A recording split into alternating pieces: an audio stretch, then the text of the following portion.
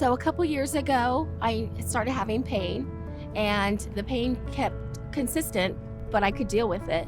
And then it just kept getting worse and worse. At that time, you couldn't even see a doctor, so it had to be through video. And they thought it was my lower back. So they took an x-ray of my back, and they said, there's nothing wrong, let's do physical therapy. Did physical therapy, and that didn't help. Finally, they thought maybe it might be my hip.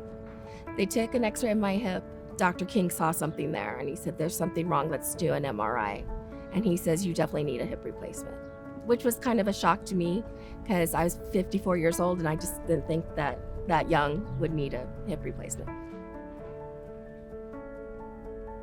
For me, it wasn't scary. It was something I really wanted. I just wanted to be out of pain. And Dr. King was so nice about it and just explained to me how it was going to be. And the recovery rate was just, for me, amazing. I had one day of real pain.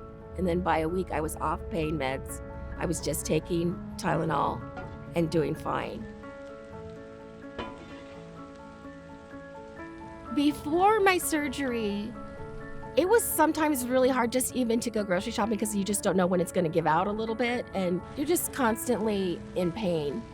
And I felt old. I felt like I'm not doing what I like to do, you know? I really believed that I was going to have to give up the truck and even maybe give up serving. And that's what I love to do. I mean, I love to be out there with the people, and it's really fulfilling to me. And there was a point where I thought, I don't know if I can do this. And that was really hard to deal with, to think that I had to quit. So having the hip replacement just brings it back to what I get to do, what I want to do. And without pain, it's amazing. My name is Yolanda, and I own the Saucy Senorita food truck.